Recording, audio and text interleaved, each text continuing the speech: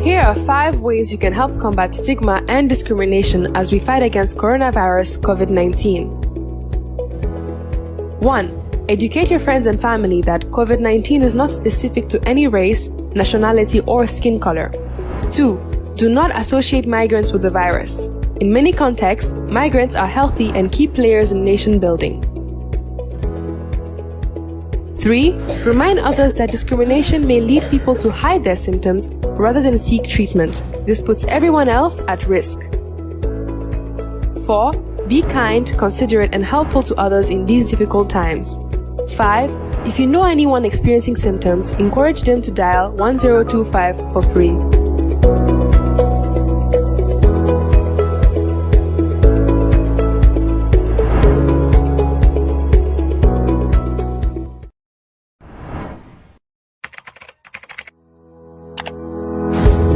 bunda lulolti isi fam mako no fay si tanka kajafo ning fatan fansola pour que ñun corona jangaro kele bunda folo ela ka fuñol ni la dimbayal kala mutandi ko ñun corona jangaro bu ka jibe e musi jumalati warante ibota banku jumaleto walla e bawro la kuloro mu kurola jumalati bunda fulanjang ikanaje ko tamalal dam male ka ta ñun corona jangaro soto fanna jama ya itandi le ko ñin tamalal jama jaato kende yatale andum ka kataku jamale ke banku do ko kono bunda sabanjam mol hakilo bulandi ko ño kajafo ning fatam fanso satin nani nole fam fo modol sila kurango mabo puli kanata jaarorola andum ñin si mobe dundi no mantoro konole bunda nani njam al nga bala fa ñoye nga ñoma koy bunda lulu njam niye molo meye atenyum corona kurang la mandar go sodo afoye 1025 commande andum ite fenjola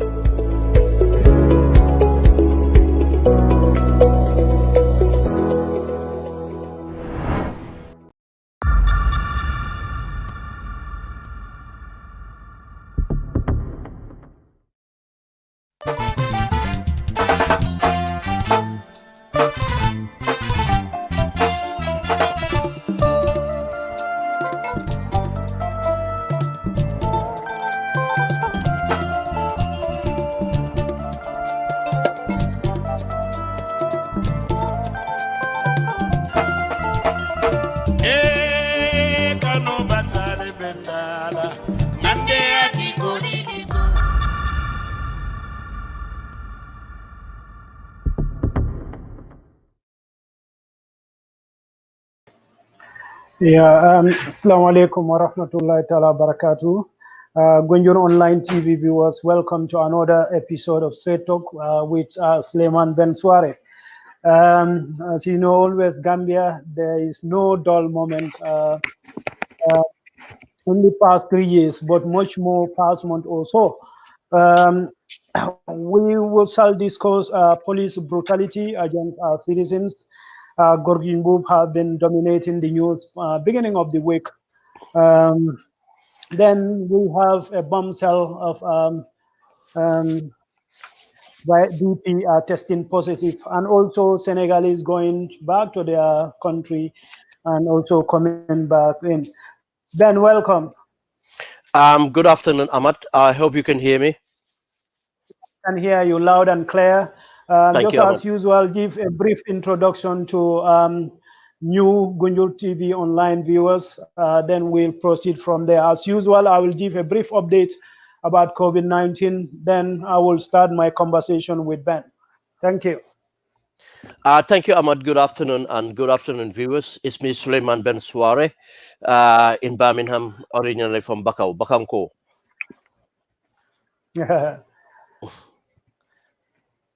Okay, thank you very much, Ben. Thank you.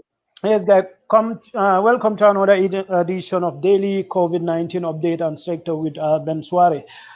If you have been following the news, well, you don't even have to be following the news. What you cannot miss in recent days, COVID-19, actually the real pandemic started in the Gambia, and we couldn't be more ill prepared.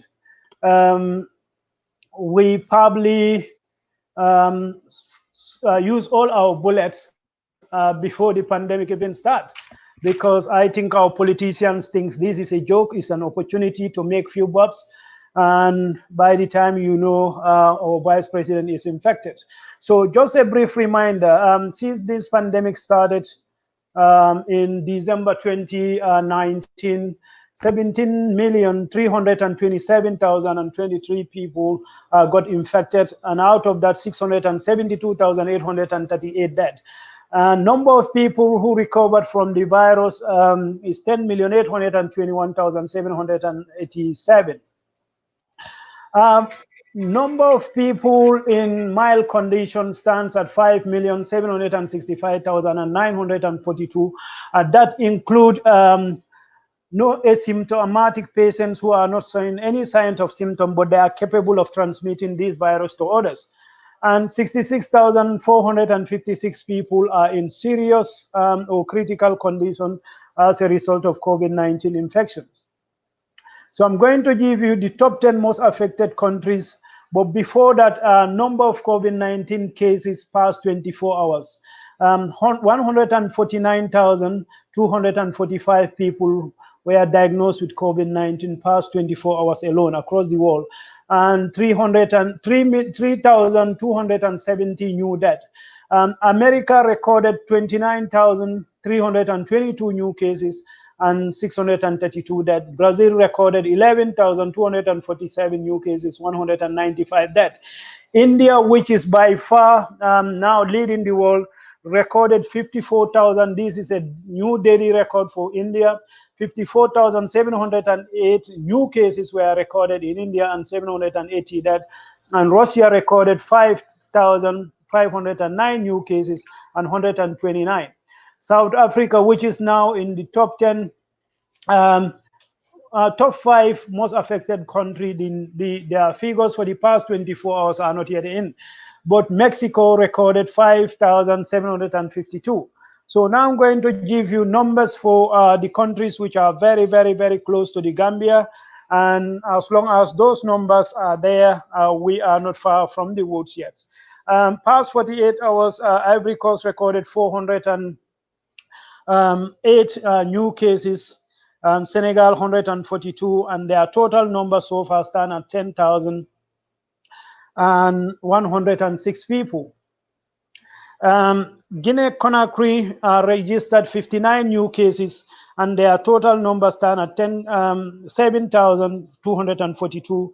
Mauritania registered 59 new cases, and their total number so far 6,273. Mali recorded 1 new cases, and their total is 2,522. And Bissau recorded 1,944 so far. Past 48 hours, they don't record any numbers. Burkina Faso recorded 1,106 so far, and past 24 hours, they registered only 1. And Sierra Leone recorded 1,818 so far, and 15 new cases. Gambia total now stand at 403, and 77 past 48 hours. The most significant numbers there is the Gambia.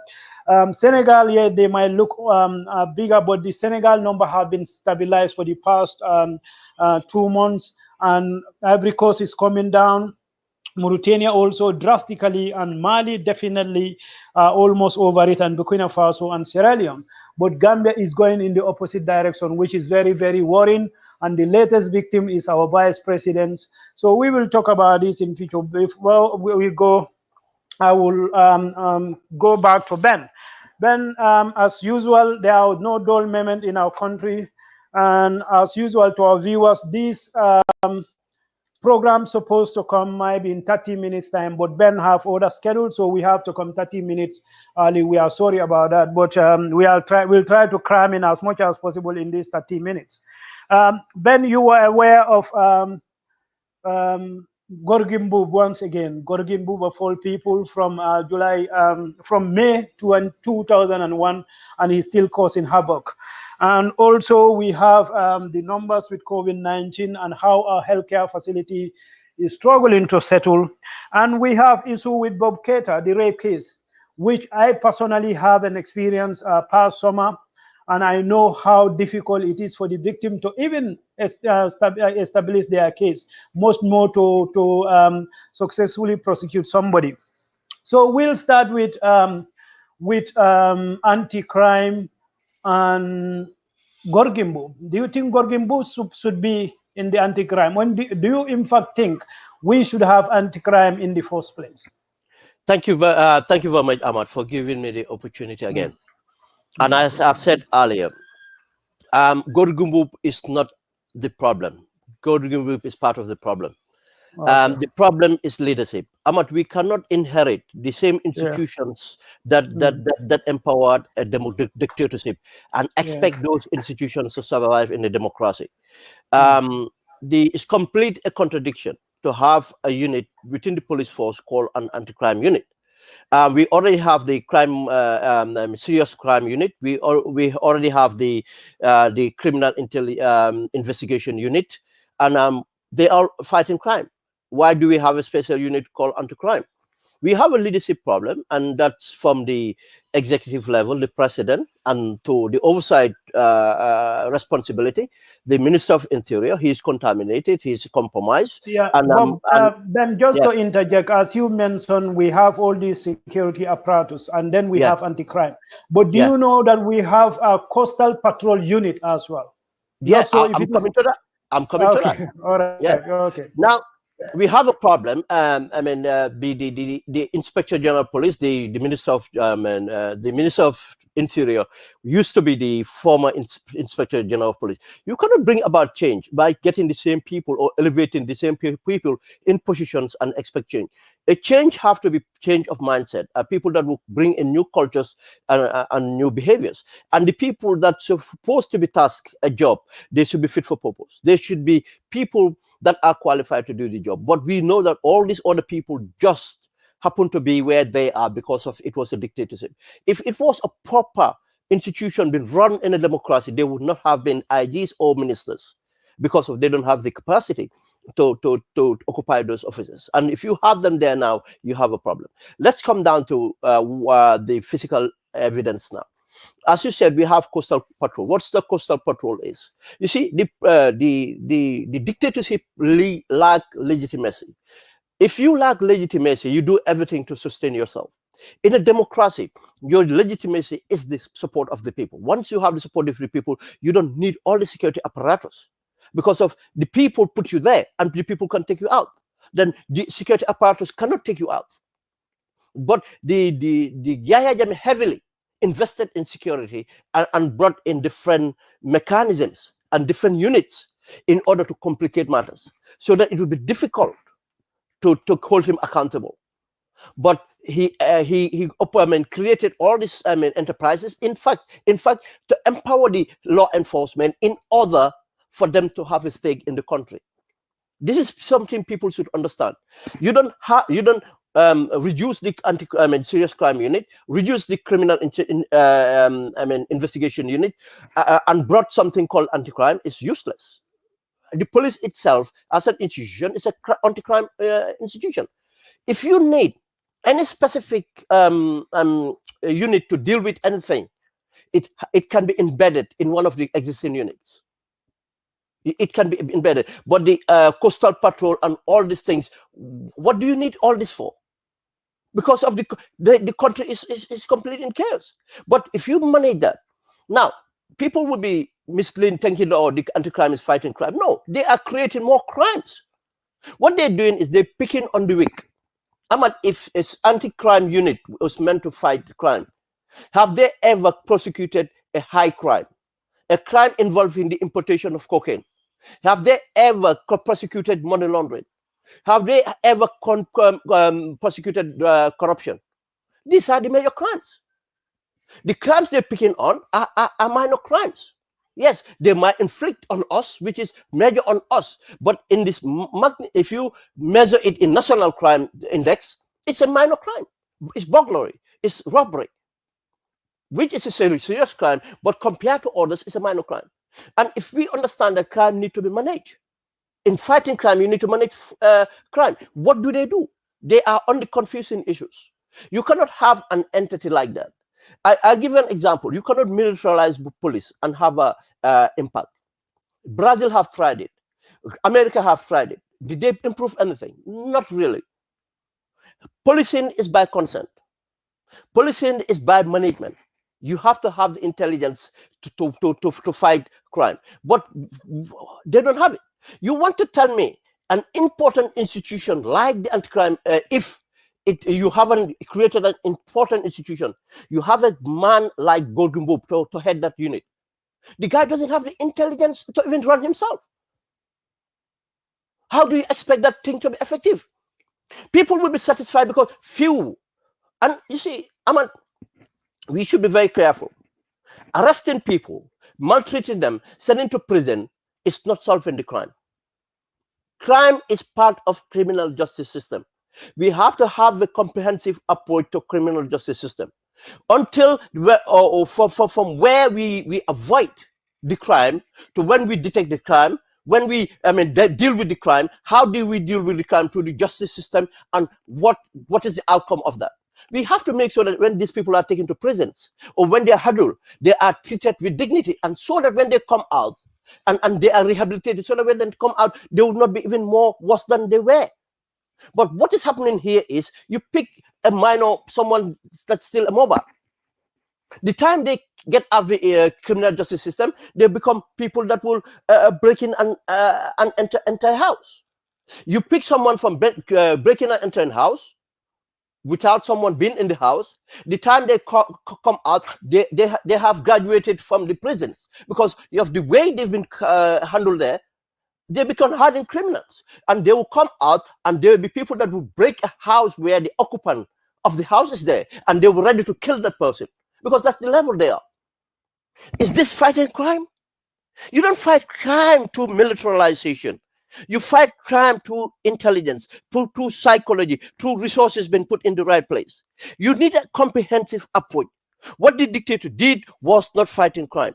In a democracy, there's a way you police in a democracy. We don't police the same way we police in a dictatorship. It doesn't work. We still have crime within our midst, and it's getting worse. It's not getting better. Who is monitoring the statistics? Do we know the statistics? We go to stand to say that, look at all these vehicles. What vehicles are there? Have you seen any powerful vehicle there? No. Because he's picking on the weak. Or showing you Vespas. Why don't you show you the yachts that are going inside the Atlantic bringing the cocaine? What about the Lebanese that have been arrested with the cocaine because it was found by the laborers? How come for 4 years this government have not prosecuted one person for cocaine trafficking? How come for 4 years this government have not prosecuted someone for money laundering? How come for 4 years the government have not prosecuted someone from corruption? And we think that crime is someone under the young ones or these vagabonds and the delinquents in the streets. Those are the criminals? No, these are petty criminals. Yes, they might commit serious crime, but doesn't some of the serious crimes, but they don't mean that they are responsible for the crimes. Do we know why do they commit these crimes? That's why I said that we have to have a comprehensive approach. Do we understand that? And criminal justice system now, or fighting crimes, is part of the the approach. Is part of what you call it again, and you approach it to educate the people. You capture them before they become criminals. You capture them in the schools. You capture them before they become a problem. But this is not the way to do it. And you expect Golden Bob with his intelligence? How intelligent is Golden Bob? Can you tell me the capacity in the anti-crime unit? What sort of officers are there? What training do they have? What training does Golden Bob have to command that unit? We all know that he's been elevated through the ranks to where he was the time he took over government. And the reason he was elevated because he had the history for doing what? Enforcing enforcing what? Illegal orders. These are the kind of people we expect to head our institution.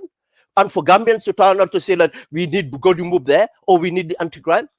No, obviously we need the police to be effective. But does it mean that we need an institution or a mechanism or sector or a unit within the police that is illegally operated and hindering the resources that could have been distributed into other agencies? And the other thing is, we don't expect the police to be effective when they don't have the required resources. We don't expect the police to be effective when they don't have the incentive. If you want to fight crime, you have to match the resources to the crime being committed. If you want to deal with drug importers, you want to deal with money laundering, you have to match them with the capacity.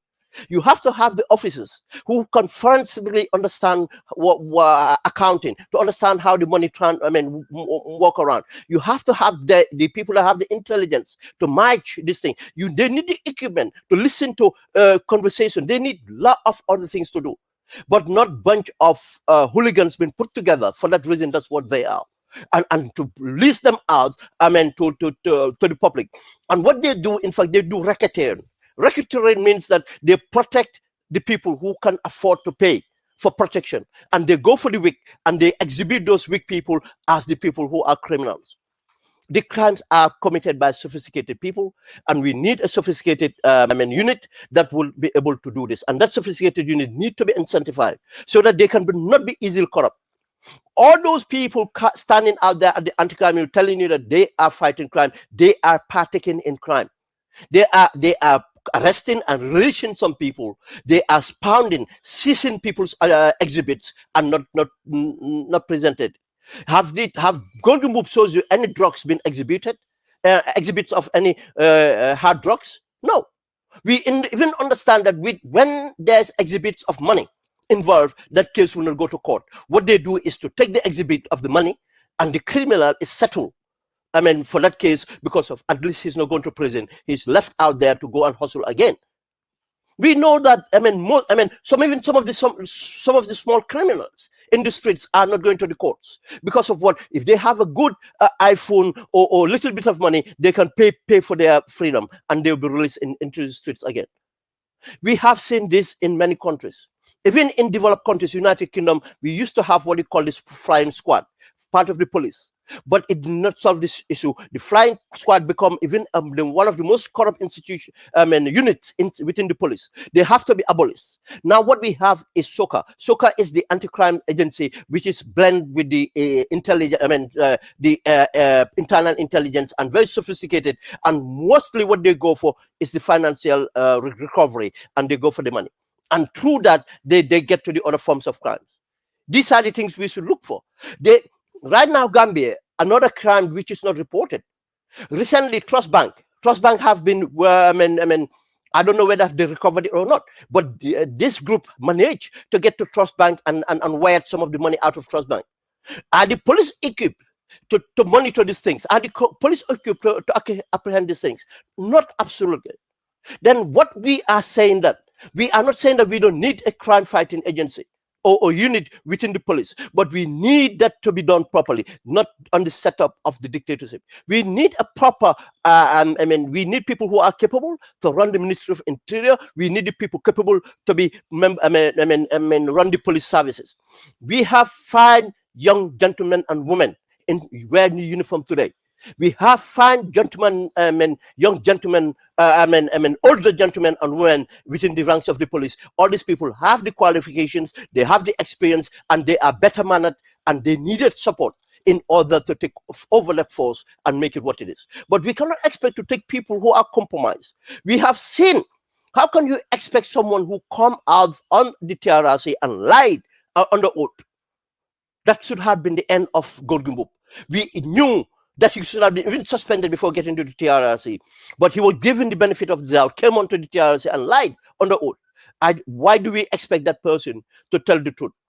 And for what had happened with the young gentleman, it's completely clear that Golden Book lied, Golden Book have maltreated the gentleman, and the police IG have lied, and that is perjury because of they have sworn swear on the oath that they would discharge, their duty without fear or favor, and they have done exactly that. And they have gone out there to publish a false publication that the whole institution have been put onto disrepute by the IGP and his command.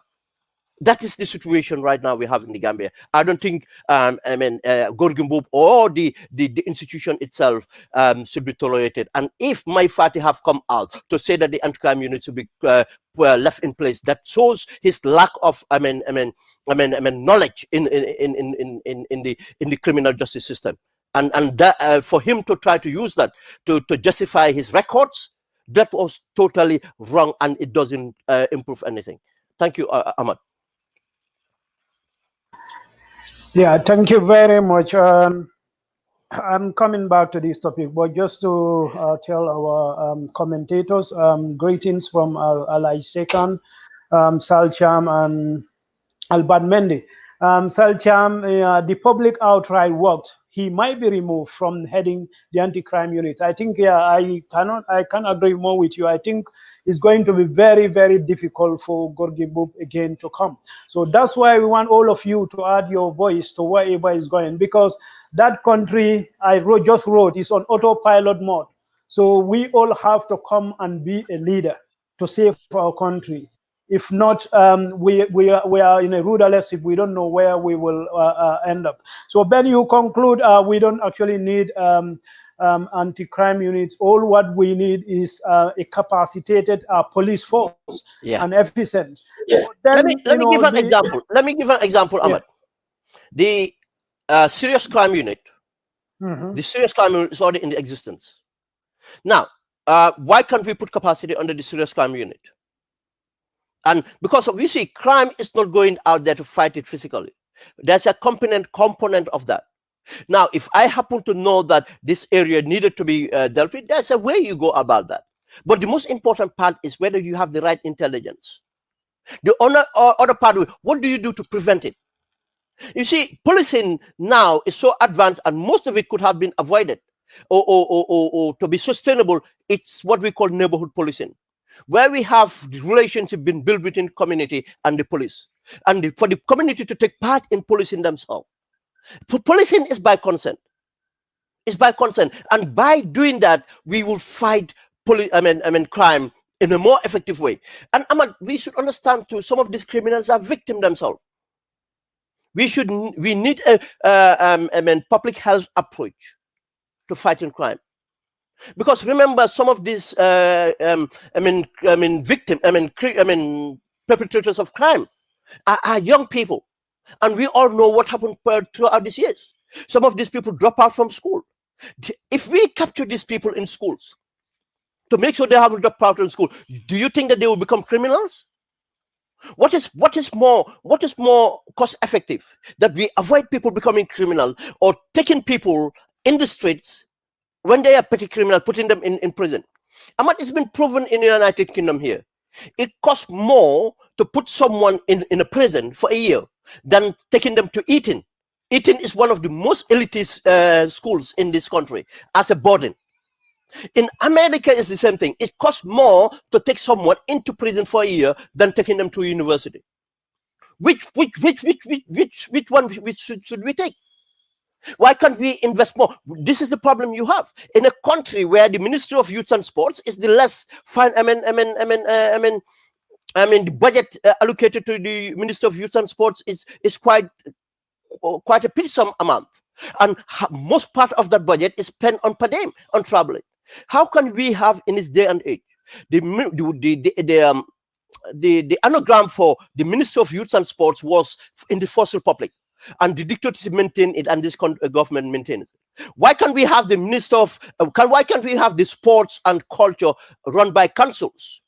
We have a council of sports. They run to promote sports. We have council of culture to promote culture. Then we have the Minister of Youth and Innovation, for Youth and Enterprise, so that the youths, the amount of investment needed to the youths would be done. But you don't invest in the youths. You expect them to be this thing. What are we doing? We rather see them, let them up to become criminals and spend money into prisons, or we don't spend the money into prisons to rehabilitate them, but send them in places like Mile to Joswang and made them to be hardened criminals and bring them back into society. Where today in the Gambia, youths have been kept in prison for 10 good years for having a kilo of jamba or wheat. But we have seen Lebanese having kilos and kilos of cocaine, and they are not even spending a day in prison or a day at the police station. Do we call that justice? Do we call that policing? I think we should wake up, and especially some of the so-called elites in the country, because for them, the youths that are going out to boggle their houses, that are their problem. They don't look at the why these youths are boggling their houses. Because of some of those people, in fact, they are part of the problem while these youths become bogglers. Because when they work for government or when they do business with government, they are corrupt to the core. This is the reason the resources are not going to the youths, and these youths are becoming a problem. I think that's the approach we should talk about. We cannot just pick on the youths and criminalize them, and we are not investing in them. We are not making sure that we do the right thing with the youths. Go and look at the budget of the Minister of Youths. Go and look at the budget of defense. Why do we need that budget in defense? Which country are we going to fight? I'll tell you, you can give billions of dollars to the Gambia army. They cannot even ever fight a country and win a war. It doesn't make any economic sense. Gambia doesn't have the economy to fight a war, and we don't have any reason to build on an army that will never fight a war. And this is where the problems are. And that's why I said what we have a problem is the leadership. We need a government that is fit for purpose. We need a president that is fit for purpose. We need a cabinet fit for purpose, a government and a functional civil service that is fit for purpose. Until then, we will keep on having the problems we have. And Gambia, we are treading on a very serious, we are on a crossroad right now. And if we are not careful, Gambia will be destabilized, and destabilized only because of the poor leadership. It's not because of the people. The people are even of goodwill. That's why we got to here. But the poor leadership is, causing us this problem. And when we get to the COVID, I think we will understand why the problems are. Thank you, Ahmed. Yeah, Ben, thank you very much. I can't agree more with you. Effectively, you are telling us is the society that let down the youths. You know, Definitely. Growing up in a rural Gambia in Gunjur, when we get up, before we go to school, our moms used to get up around 4 a.m. in the morning. They will cook the regular mono, and we will eat that before we go to school. That keep you going. And in fact, if you go to school around 8, 9, there is a breakfast, milk, you go and have that. You know, around 12, there is a feeding program. You pay like 5 bututs. And before you come, you are on a good footing. When you come home, you take your lunch. You know, we go play football. When we come back, we have dinner. But I can tell you, in most of those communities now, is one big meal, which is around 4 p.m. And kids have to fend for themselves in between and after. So most of these burglaries, they only want to eat. They do it just to go and buy food and eat. I'm not taking excuse because I suffered recently from these burglaries. You know, but I think what you say is right. Is the society that let down youths. You know, lack of endemic employment, the absent parenthood, and also, you know, there are a lot of things. I saw those kids that Bahum was displaying in anti-crime. Some of them look as young as 10, 11. I can't believe do you think that it's right to keep those youths in that way? No, it's not. You are hardening them. And with this COVID, and especially with this COVID. And no, Ahmad, do you think that in any of those youths, if they come from influential families, you think they will be behind bars? No, they won't. Do we believe that? Do we believe that people from influential families are not committing crime? They are, but they will not. They will not be apprehended. They will not be apprehended. It's a selective justice. Yeah, so I challenge all of you who are watching this. Let's go back to our communities. Let's try to help these kids. You know, they are not difficult to find. You go talk to them. You know, ask them what is their problem. You know, to pay a school for somebody in the Gambia is one of the cheapest in the world. You know, and if not that, try to, you know, if they don't like school, take them to any of these technical workshops. Like where I come from in Gunjur, you have lot of these metal workshop, you have a lot of carpentry workshop, and we just have to go and speak to these kids and help them. Some of them, their parents, they are helpless, they just can't do anything. But compare this to the amount of money that came in since the coalition coming into government. Ahmad, we have seen the evidence where the money is spent. Look at Ahmad's properties. Look at Ahmad properties in the Gambia, just in the Gambia. Look at Adama Barrow properties in the Gambia and every other minister's property in the Gambia. And imagine that these people have even more valuable properties in Senegal now. Now we want to blame the youths. We want to blame the youths for the way they are, but we cannot see where the problems are. What have this government done for the youth since they come in? Can they tell us any tangible evidence, show us any tangible evidence that they have tried to create jobs? What industry have they supported? Look at the AA case with Golden Lead. You think if fisheries was invested in, you think what revenue was going to come into the country? How much that could have been put? So these are our problems, Ahmad. We should not be distracted because we become victims of crime, and now we are not seeing the bigger picture. I empathize with the victims of crime, but let's look at the bigger picture.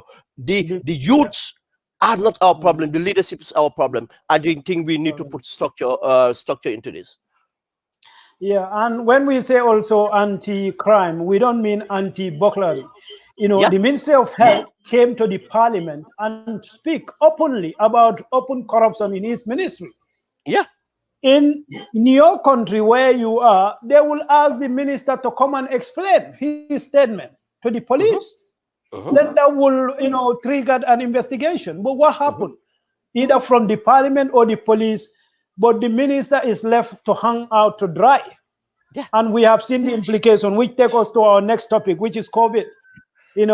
We've seen lot of money, over 1 billion, spent on COVID.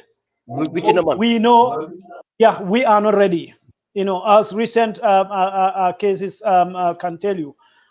Ben, where are we? And what are our chances of getting ourselves from this mess? Ahmad, I have to tell Gambians, and I watched your video the other day about yesterday or the before yesterday. Yeah. And you have seen the hit on that video. And Ahmad, the threat is real. We should call a national security issue. This is a national security issue now. Ahmad, the amount of people who are infected right now, it's just out of here. You have given a figure. I'll tell you that figure is very much underestimated. Ahmad, we had a meeting this afternoon before coming to this program with some of the frontline workers, and the front line is down. The front line is down. We never had enough doctors, we have never had enough nurses, but it's worse today than ever it had ever been. Now, what is government doing? Instead of coming out admitting that they have completely failed, no, they don't want to. They don't have the courage. But Ahmad, we should call up for help now. I think if we call up for help now, places like Cuba can afford to send us something. Places like Germany can afford to send us specialists. Places that, because of cases there have been controlled now. United Kingdom cases have been controlled. Or many other places we cannot deal with by asking for money. The government is going around asking for money. Money is not the only solution here. We don't have the people to do the work. The front line is completely down. I mean, all because of the corruption. Ahmad, can you believe that Ndemban Clinic is not complete? Can you believe that? And Ndemban Clinic was meant to take the impact. Ndemban Clinic was created by the idea coming from Dr. Ramanjai that, look, let's find a place so that we not cross-contaminate our hospitals. But now, what TAF have done in Ndemban, that's what is in Ndemban.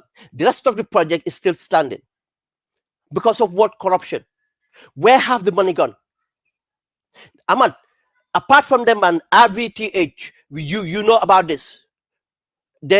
Almost the entire staff are handicapped because some of them are infected because of not wearing the right PPE. Some were trying to recycle PPE. Some were providing PPE for themselves. And now, as you know, the effect of COVID, it's not only people infected, but psychologically, people are affected. And if a medical practitioner is affected psychologically, they are not fit to work. They have to rescue themselves. And all these things is going on. The test center is not functional anymore. Now, if we are not testing, how can we give an accurate figure? How can we give a figure that is any close to anything? And Ahmad, as you just mentioned here now, people are going for Tobaski. Now people are living in the rural, urban areas where the infection rate is very high, and now they are going to export it to the rural areas. And people are going to Senegal, and they will be coming back. Why is the government not doing something about all this? Ahmad, you are talking about the vice president being infected, but I highly suspect the president is infected. Do we know the implication of that? Because the person they taken as the source of infection, Mr. Jallo is very close to the president and sees the president almost every other day. And not only the president, he is close to almost the corridor of power. And all these people are seeing each other. The vice president sees the president every other day or every day. And the people working for the vice president are seeing the people working for the president. You see, I think people don't understand how this contamination will happen. Literally, the whole government machinery should be quarantined. The quadrangle should be quarantined. The ministry should be quarantined. Literally, that's where we should start to do things. Do you know the private sector? I'm not going to name names here, but prominent business people in the country now some of them are in isolation because they were exposed to people who are tested positive now, and others have tested positive. And do you know now priorities are given to healthcare workers and so-called VIPs? Now what is happening again? The poor Gambian are not looked after. The poor Gambian are not looked after. Now, I think the Gambian, as citizens, we should be very careful. I think we should sensitize our people. The amount of ceremonies, this Tobaski, the burials, and every occasion we go to, let's minimize it or stop it completely. Let's make sure we keep the distance. Let's make sure we take all the precautions. We should continue to sensitize our people. This government doesn't have the courage to tell us the truth. The government doesn't want to come out and admit to their failure because of people who are them accountable. Where is the money? They don't want to, because as you said, they thought this COVID is going to disappear. This COVID is not going to come here. They just went in for procurement and went for every other thing. Where is the evidence that the government have spent 500 million into the healthcare sector? Because the ambulance they talking about was 10 million US dollars sponsored by the World Bank. Have nothing to do with government money. The government have said that they're giving 500, and now they're going for more money to support the health workers. Do we know that most of the health workers and the frontline workers have not received? Some of them have not received, others have not received the right money for their allowances. Do we know all this? The level of corruption in this government, the level of corruption and incompetence now is hampering everything. We have spoken to very senior members of the healthcare delivery system. They don't actually know where they're going to go now. They are completely blind because there's no leadership. Actually, the health minister have actually failed completely, not by design or whatever thing, but he is overwhelmed because of the government. And we said this before, the government cannot do this alone. They should have brought in every stakeholder on board to make sure we hold together and get out of this. But that doesn't happen. They wanted to politicize this, and they ended up creating a Gambia. That is completely paralyzed now due to this COVID. And until we take this seriously, until we come out and take it seriously, we cannot just depend on what government tells us. The president might not be. The next 2 weeks will be very important now, because next 2 weeks we have to see the president on a live and coming to address the Gambian people. We have to see the vice president. We have to see the speaker. These are the three people in the succession on the constitution. In the absence of these three, we have a constitutional crisis because of now the constitution did not tell us directly that the acting speaker of the house can be a successor to the president. No, the acting speaker of the house can only be a successor to the speaker, not the successor to the presidency. Then what that means is If we let this thing to get to the parliament, that's a constitutional crisis. The parliament have to go on an emergency session to vote for someone to be speaker, and that person the same day to assume the position of a president, and the same day to constitute a new cabinet, because he have to build a cabinet that he trusts to work with. Do we know what that takes? And what could have happened? What failures might happen? If the technocrats, the level of technocrats we're talking about might be exposed.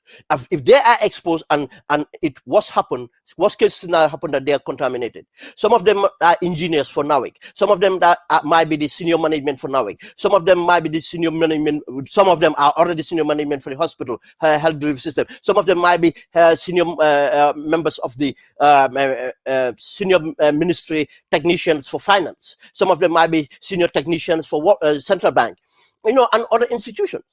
Now, how are we going to deal with it? Some of them are senior technicians for agriculture, because all these things, these people interact.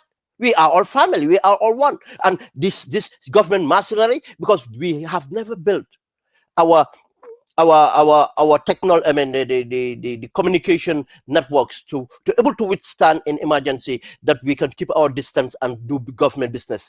Government business is still done physical presence, as if nothing had happened.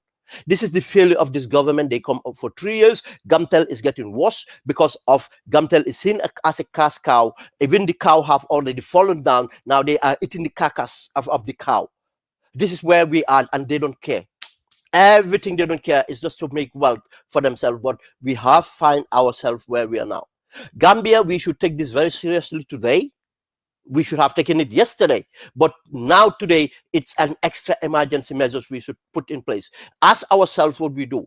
What responsibility should we take? If we are head of departments, what we should do in our departments or institutions. Ask politicians what we should do as party leaders or party members. What should positions our parties should take now to do what they should do? How do we as citizens make sure that we avoid the spread of this disease? It can become more real.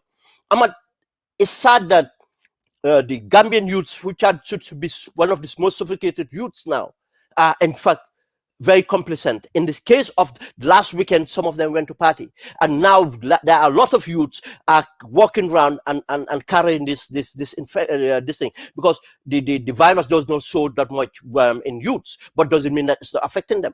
And some of them are quarantined right now. We know about 20 that we know personally that are quarantined. Now imagine how many other youths are going around there. And imagine these youths, once they went to these nightclubs or wherever they've been partying, and they brought this home. They expose their mothers, their fathers, uncles, brothers, sisters, and whoever lives in that house, the maid, and every other person. This is the rate of infection we have. We keep on saying this, Gambia, we should be very careful. Good things would impact, and the trickle down would go, everywhere. But bad things, again, the trickle down will go everywhere. That's why we should be very careful as a nation. Unfortunately, we have the wrong leadership. They have not done the institutional reforms they should have done. Because if they have done that, the country would have been dealing with this effectively. But we are just, as you said, in a flight, and the flight is just gliding now. Without, even on autopilot. Autopilot is generous. We're just gliding. And autopilot means that if you want to take control of the thing, you can. But I'll tell you, we have gone far further than that. We are gliding. Unless we jump onto that seat and put that, gears into autopilot or take over, we are going to see a very serious outcome in 2 weeks' time. Ahmed. Yeah, thank you very much, Ben. I will try not to take a minute from the 1 hour today, but also, Okay. one more topic. But before you actually meant your last segment, you confirmed 2 things: imminent constitutional crisis, Yeah. and also collapse healthcare facility, which is already confirmed by your this thing. And I can tell you, we are actually already in constitutional crisis, because I heard the speaker have not been well for 2 weeks now. No, so a month. if About a month. Yeah, okay. So if Barrow is tested positive, who is leading the country? But you'll come back to that. But before that, I want Gambians to remember this statement the government gave. Yeah. Ahmed, any responsible government, if the vice president was tested positive, the president should be tested and the results should be known. Yeah. Is the And I president know that. tested? The reason the results are not set is likely that the president is tested and he's positive. The whole ministry and people that come in contact to each other needed to be quarantined or whatever you Yeah. call quarantine or put aside and needed to be tested before they contaminate others. Have the government do that? Have they announced that they're doing that? No. I think that's why people have to take personal responsibility to make sure things are done right. I will send you the text from a senior AD from the state, which he confirmed that they've been tested and all that. But that's just a mere speculation. But Ben mentioned about how he spoke to government officials, healthcare personnel, and they confirmed the healthcare facility is collapsed. When the healthcare system is collapsed, that doesn't mean people are not going to hospital. But he mentioned something very important. Now, healthcare practitioners are being prioritized, and the VIPs, the so-called VIPs. When you start rationing medical care, that's what we mean collapse medical care. Because everybody is their fundamental human rights. When they go to the hospital, they will have equal treatment. But once that is not happening, that means it's collapse. And that is down to lack of resources. According to WHO grading, Gambia, have 100,000 Gambians to one doctor.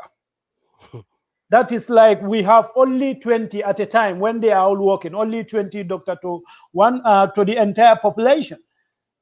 So imagine you have 65 of those on the quarantine, they're not working. 65, that's what we know, and that was since last week. How many of them add to that number, we don't know. And 19 of those are from the public health laboratory who are solely responsible for this testing. That's what when Ben said our testing system is not working. So we're not even testing enough. And the little we are testing, there is 25% positivity rate. That's probably the highest in the world right now. Every 100 people you test, 25 people are coming out positive. This is the situation we have. And as Ben said, the vice president we know, but the president we don't know. And Ben have seen a picture where we've seen the proximity of Dr. Isatou Toure and one of the senior government officials who died of COVID-19 infection. And in that house, you can see the vice president don't have any mask. But this guy who died have a mask, but here, he don't cover his nose. So anybody in that meeting, if that guy spoke there, anybody in that meeting is potentially carrying COVID-19 to their families. So this is how serious the situation is. Most of the senior government officials in Gambia is a small country. We all, everything revolves around quadrangle. That's what Ben means. That place should be quarantined in itself. It should be completely cleared and disinfected, just like RVTH. But if you said you're going to disinfect RVTH, where are you going to take the patients? Again, Ben mentioned government failure in Demban Clinic. TAP spent millions of dollars to complement government effort to make sure that that Demban Clinic is specially for treatment purpose, nothing else. So we don't take COVID-19 patients to RVTH. TAF did his bit as a private citizen, as part of his corporate responsibility. But what have the government done? No, they share the money within themselves to go and build their individual houses. Because to them, this is Gambia. COVID-19 will not come as Ebola case or Ebola was. We have a lot of money for Ebola, but there was no Ebola. So they end up distributing the money among themselves. If you see the travel, the amount of money these people say they spend on traveling, that is within the Gambia. Could you imagine if these people have the opportunity to fly in and out of the country? So Ben, we have like 7 minutes. I'm going to let you dwell on this rave situation. And just to give you a heads up, I've been involved in this last summer. I investigated 3. One of them is I can say it's a family. Edward Francis Small Teaching Hospital didn't have the facility for DNA tests. One lawyer told me they have it, but when I investigated, they said the machine is broken down and it was never repaired. So you go to this clinic, Vigilo Clinic say they do it, but they send their samples to America. But what happened? No, it's just terrible. So now that clinic also is conniving with the perpetrators to take money from them and give them a false report. And I've seen in that during that my holidays, a police officer coming to family member of the victims. You need to give the lawyer some money, and up to the point of telling him, if you give him the money, you will see what happened. He refused anyway, but the case almost ended up collapsing. I don't even know what's going, because I lose hope in that particular case. I don't see anything coming. I lose confidence in the police and the judiciary service in the Gambia. This Bob Cater's case is all over the place. What's your take on it? Ahmad, my take on it, yes, because of Bob is a permanent, has been an issue here. Ahmad, rape or sexual molestation and so it's very it's huge in our society, and we are trying. I mean, we are encouraging it for that matter. I'm a victim myself. Yeah, I heard you. I'm a victim myself. I have that was brave of you anyway, Ben, and I hope that will encourage many people to come out. Maybe you said you've been ill, but maybe some people are living with the stigma. I know. I know a lot. Been damaged. Just quickly I know a lot of people. I know a lot of people. I know a lot of people who are victims. I am in contact with a lot of people who are victims, especially men and boys. And some of our behaviors as men is due to being a victim of sexual abuse. And I had a behavioral problem before towards women, and I can quietly tell you I trace that from what I have experienced as a young boy, because at times people cannot put these things in perspective. But I was lucky able to see that this was not right. This behavior was not right. I ought to respect women. Why am I behaving this way? Naturally, I have respect for women, but if it comes to certain things, I have not have respect for them. Why am I selective? Then I get to this point. But how many people have that opportunity? How many people would because I'm lucky, probably. I was in an environment that informed me or make me conscious to get that information out for myself. How many people have that opportunity? And Ahmad, we should understand the different levels of rape. Young people cannot, a minor cannot give consent to sexual, any sexual advances. I've gone to Gambia many times, and this particular case, I was on the beach, and I met someone who is far older than me, probably 15, almost 15 years older than me. I am over 50 years, and probably that was about 5 years ago. And he's a married man. He have kids. He have grandchildren. And I met this older gentleman with a girl who might be about 18 years old. 18 years old. And I tell you, the old man doesn't have any problem with that. For him, it's normal. But this is abuse in a sense that, yes, the girl might be at the age of consent. But why did you choose to go out with that girl? Just to satisfy yourself. But to leave that girl damaged and let them get to accustomed to certain way of life. And you fly away and come back to the diaspora here. I have problem with friends. A particular friend that I had, childhood friend, came back from holiday, and we were having a conversation on the phone. And he thought that it was appropriate to tell me about his sexual conquest back home. And actually, the girls he was referring to are my neighbors. These girls were our sisters, but he could not see them as their sisters. These people were young enough. These people are at secondary school level. Some were just leaving secondary school. They are struggling to get to college. And he was comfortable to talk about how he enjoys his holiday. But he never seen the problem of damaging these people and living down there. What is different between him and sex tourists? If a white person have done that, we'll have a problem with it. Why we Gambians are doing it? I don't mind someone going to Gambia and have their sexual satisfaction from other people who are equally consented. But you cannot have that the complexity complete two different. The power at play is completely different. The only reason that young girl is doing it is because of money, or because of not conscious enough of what she is doing. And this is not even unique to girls alone. Now we have older women doing the same thing. What sort of society do we come from, where we call up our religion and call up everything we want to call up? And when we turn around to talk about homosexuality, when homosexuality is not actually our main problem. Our main problem is this abuse we have with our disadvantaged part of society. If we come down to the most serious part of it, is where people that are in position of trust, position of responsibility, and turn around, and it has been in our society forever, to molest, to abuse. These young people, which is rape, to the worst of rapes, but they will never see the day. Go and look at the prisons.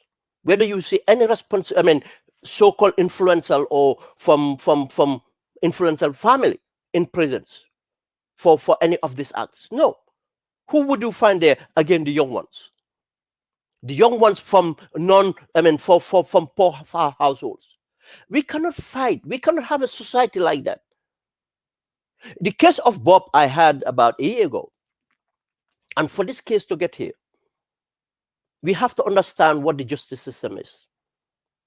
And we should respect the due process. Yes, people can go to the justice system and be innocent of a crime and be found guilty. There's nothing like a perfect justice system, but that's what we have so far, and that's what we deal with. Yes, some people might even be guilty of a crime and go throughout this justice system and will not be guilty of the crime because of their privilege. But when it comes to rape, we should understand the dynamics here. The victims all odds are stacked onto the victim.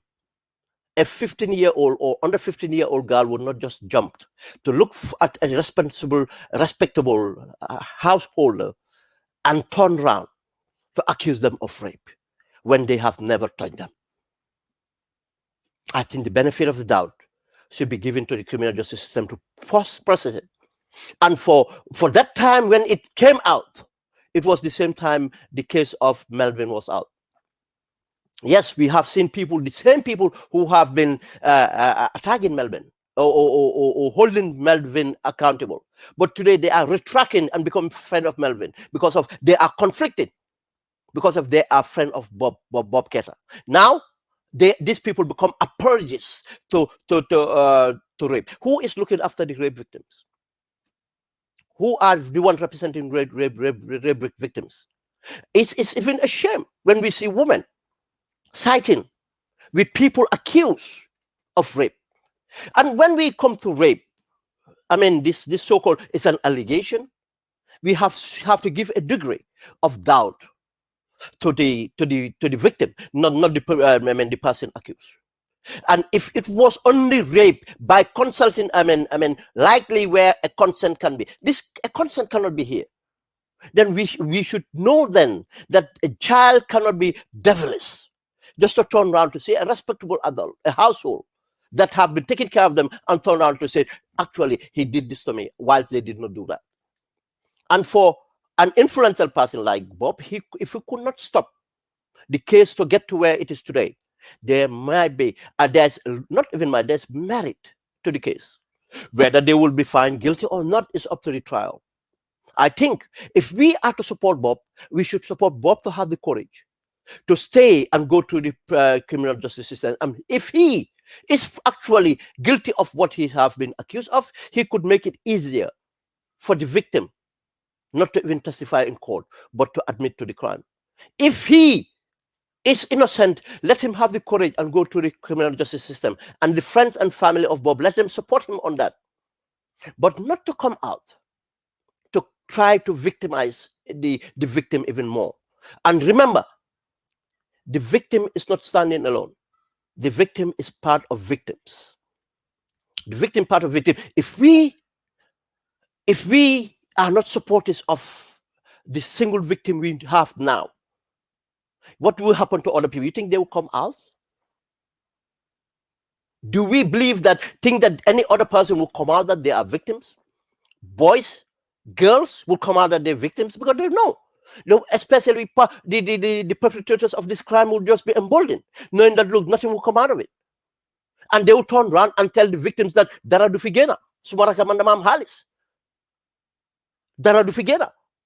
And they will believe it because they have not seen any example of this. When are we going to make sure justice prevail in the country, not selective? And it's a disgrace to see the presidential religious advisor, Dembo Bojang, to see Fat Sise, a woman, so-called Ambassador Allied, and other people, I don't know who they are, to visit the household of the victim to try to ask for them to withdraw this case. That is interfering with the case. And I think in United Kingdom, I'm not very sure.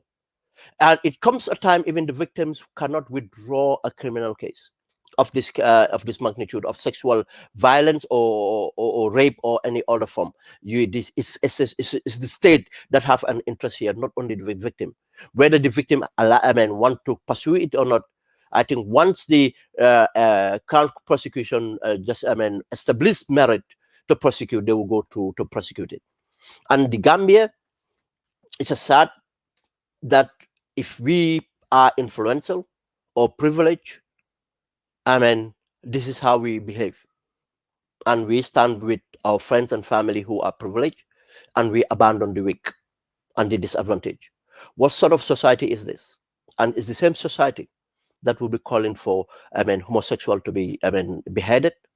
It's the same society that would, promote all forms of, this is my Islam, today is Arafah, let's fast, then do this, they do that. And it's the same people that will turn around the blind eye. And yes, the same thing they do to corruption, because it's our own people that do that. And now we have seen the result of corruption with the COVID.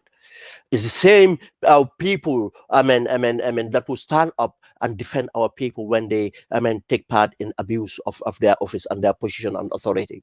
And this is the same abuse that we are seeing to our victims. And I am calling on Gambians, men and women. We play an equal important part in making our society better. And I think whatever religion we call up, being Islam or Christianity, front upon these things, not only front, but has asked for severe punishment for this. And when we have our family members or friends that been held to account, let's make sure this criminal justice system works well. Yes, works well. If they are not guilty, let them be found not guilty. If they are, let them be found guilty and put to the criminal justice system. And until the influential people are seen to be held accountable, our present conditions will not improve and nothing else will improve. And if we expect that other form of injustice will be police and the others can be neglected, or if we think that some people would be privileged not to be punished by our justice system, and other people would be out there, that's no absolute justice. And the absence of justice means there will be no peace. And until the Gambians would understand the importance of justice, just as we've seen the distortion we have seen with the TRRC. Yes, we call the junglers. And do you know one of the things the junglers do is rape? And do you know what rape does? It kills people. Their spirit, their ambitions, their everything. And it's the worst punishment that people can go through. And people that are raped are fathers, are mothers, or they will be fathers and mothers. And if these people are not helped, empowered to come out and tell their story, empowered to make sure justice is served, empowered to make sure they are invested into to heal them, society will continue to suffer, and our own ones would not be safe. I think any parent should not even measure it to their own, but we should have the empathy by thinking of how would it feel if it was our own. And every Gambian child is our own. We don't have to belong to the same tribe. We don't have to come from the same region. We don't have to belong to the same religion. But every human being, for that matter, is our own, especially when it comes to the sovereignty of that Gambia. Anything that moves in that Gambia, even animals, should be respected. And if human beings have raped animal or have sexual intercourse with animal, we expect, because animal cannot consent to human beings having sex with them, we take them to the criminal justice system. Why do we want to condone? And I have no respect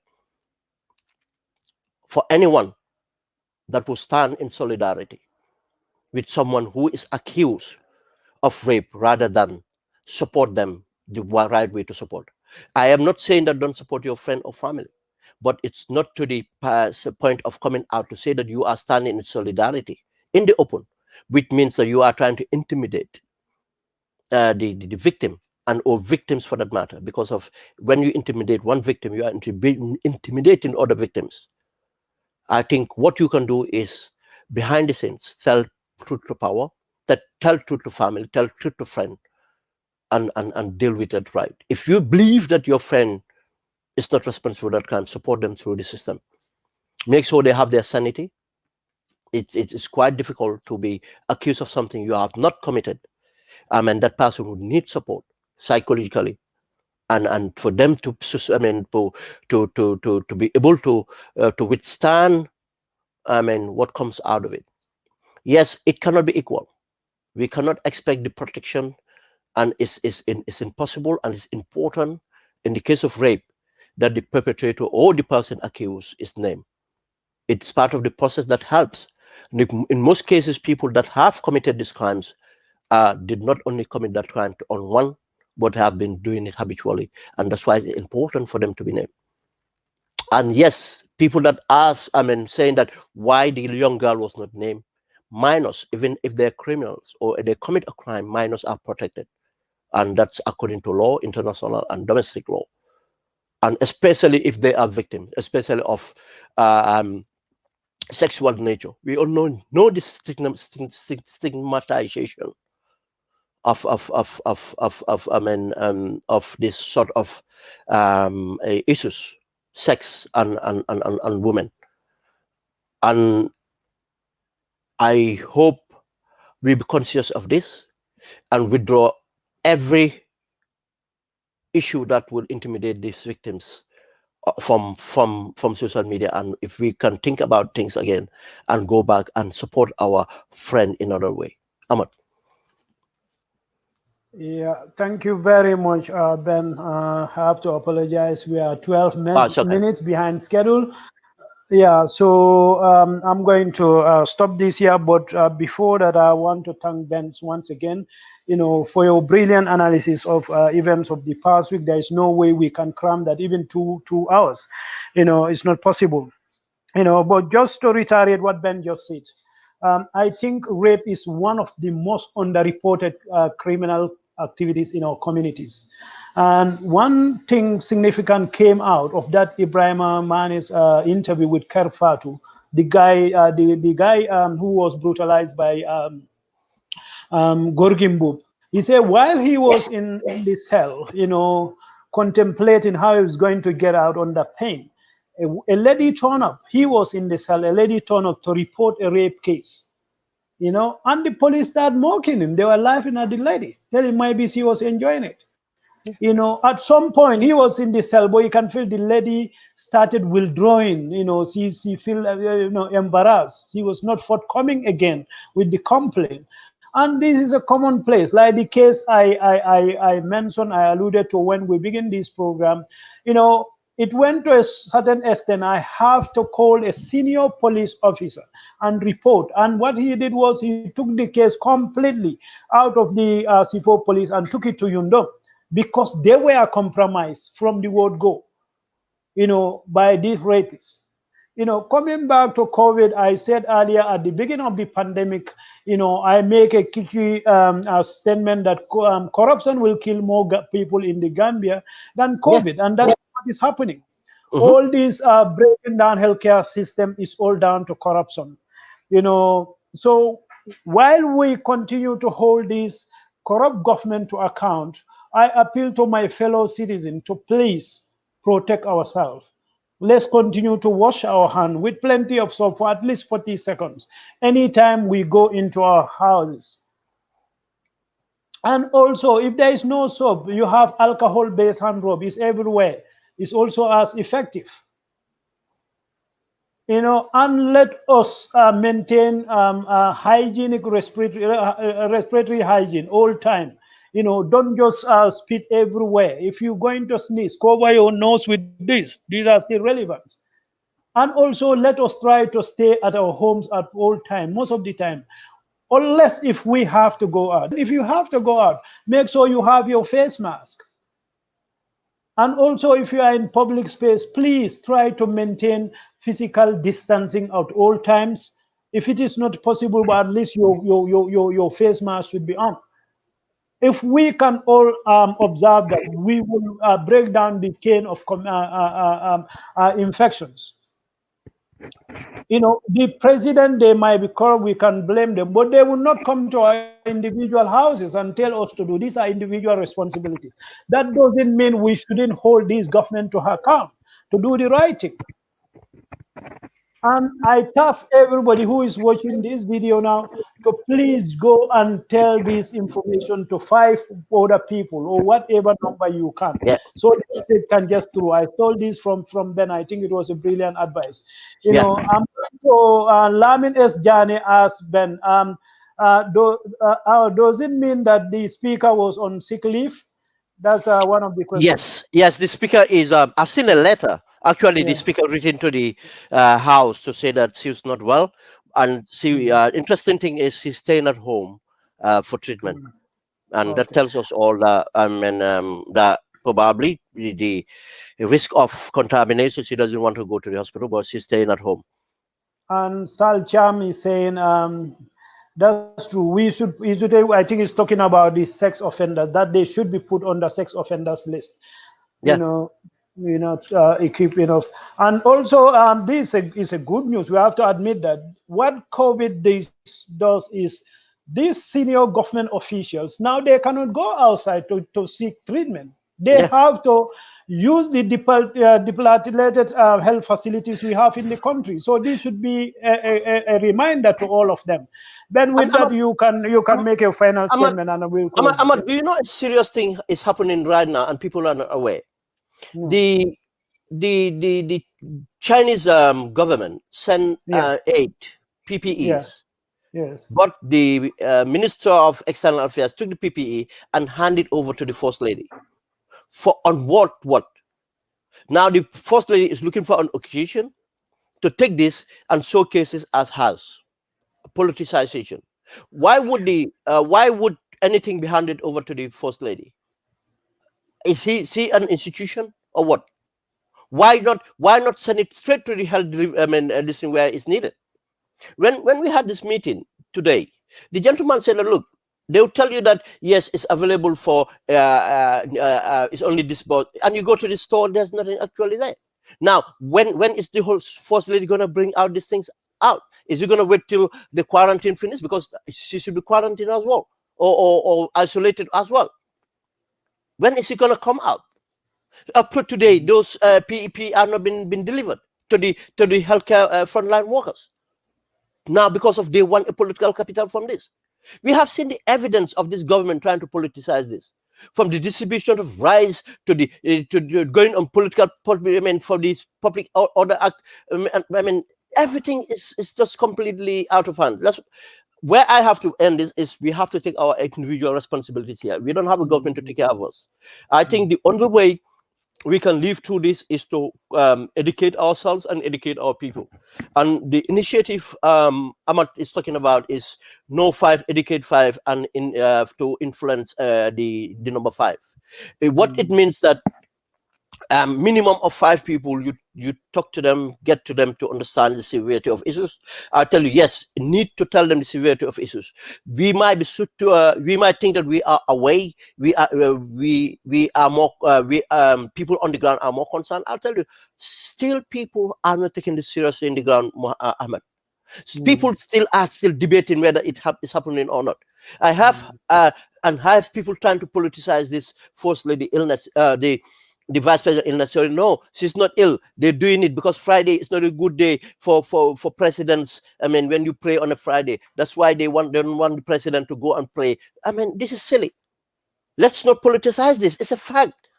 The first lady will not come to say that she's ill when she's not, because of to avoid the president going to prayers on Friday. If the president chooses to say, I'm not going for Friday, I'm not well, who would say that? If the president wants Friday not to be prayed, he can make an order to say that I advise for prayers not to be done on Friday. You see, we have to educate our people to tell them how serious it is. We have influence. Let's use this influence, minimum 5 people. And when we do that, let's make those people, ask them to please educate other 5 and pass on the message for those 5 to educate other 5. And gradually, everybody will be educated. If we can't have the government to do it for us, let's do it for ourselves. This is the way we can save ourselves. I'll tell you, if you are poor, not influenced or not known, I'll tell you, then you have no chance for treatment or even be tested, because there's not enough testing stations. You think you'll be in front of that line if you don't know who you are? And I am completely in agreement for healthcare workers to be prioritized, because they want them to go out there again so that they can take care of people. That makes sense to be prioritized, because they want to make sure they are fit or healthy before they go out there. But we don't even have enough of those people. As Ahmad said, we never had enough, especially now with everything happening here. I hope Gambians will take this seriously and not politicize this, and make sure we educate ourselves and keep our distance. Keep our distance as much as possible. I know we cannot stay away completely, because we need to go out there to fetch what to eat and this, but we should still do with care. Now, again, Ahmad, I am expecting the mayors, the chairperson to do more, because they are the one in charge of these public areas. They are in charge of the markets and other places. They could do more than that. Again, these are failures for our mayors, failure of our chair people. I think the markets, I said this before, when this information came in, they should have strategized to make sure we have something in place. All the markets should have, the capacity in the market should have been limited. How would it be limited? Canteens should have been closed. Certain canteens will be closed to make sure the minimum canteens operate. Then the canteen closed, they could have used schools or parks or whatever to recreate other markets so that people can go. Half of the fishmongers, this thing, we can do that. We can convert some of the classroom to doing some of these things. Whatever it takes, we can do that, because schools are not operating now. And now, Gambia, as it is going through now, during this rainy season with the waterborne disease and everything going on, do we know when school is going to open? That's why we need a contingency plan. And Ahmad, I am appealing to the Gambia opposition parties to start to speak to each other. They don't need to meet, they can do this in Zoom. We should avoid any constitutional crisis. We should make sure we deal with these things in a way and manner.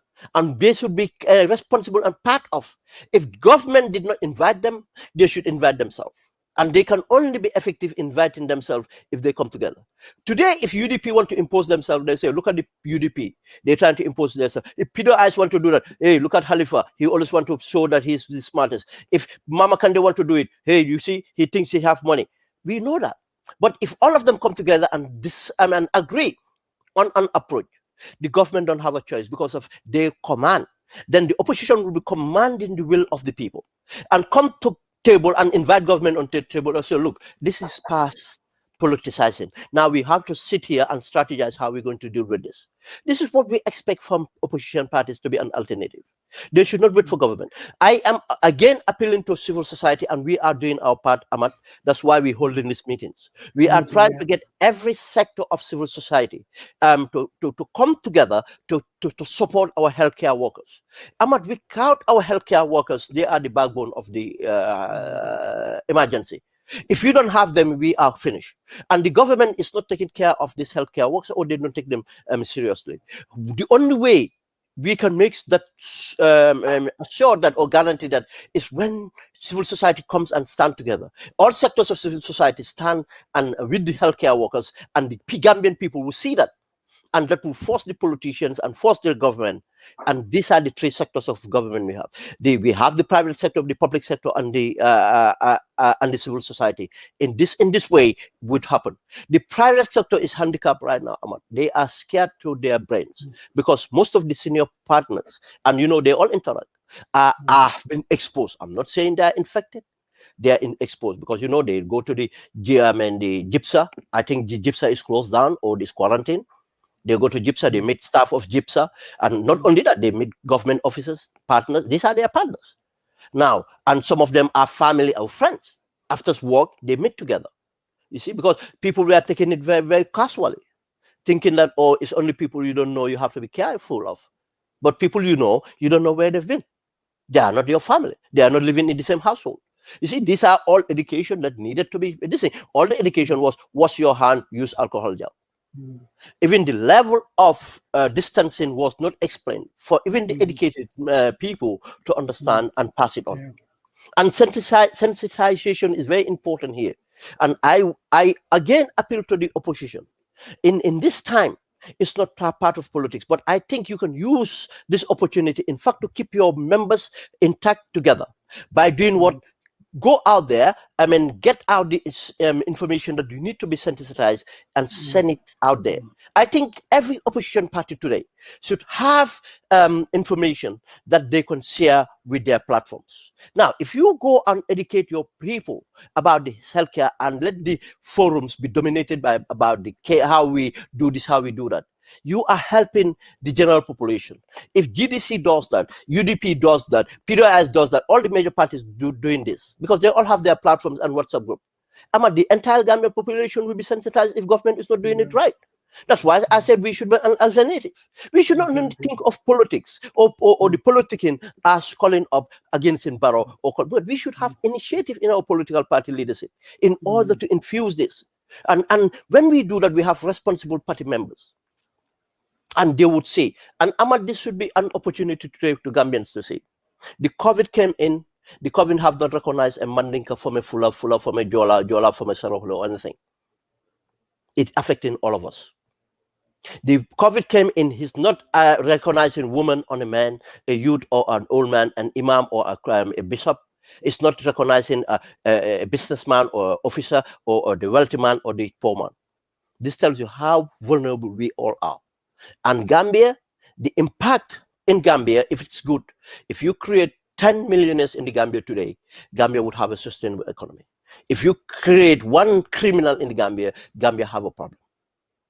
Then we should know that what bound us together is far more than what our differences are. And we could take strength from what bound us together and see our differences as probably nature or something that we have no control of. But one thing should be important to us is that we are all in this together. And it should not only be a statement, it should be real, and we should practice that. Thank you, Ahmad. Yeah, thank you, Ben, once again to our esteemed viewers, Gunyo TV Online. We're going to stop this here, but, Usman, some Gambians are not serious about Corona, forgetting that it is each and everyone reason to follow the guidelines. Yeah, that's the message here. So now you go and educate them, because I know if people are educated, they will take it seriously.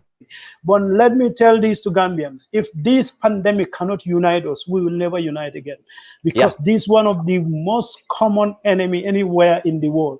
And we have seen countries that it unite, COVID unite them, they did well.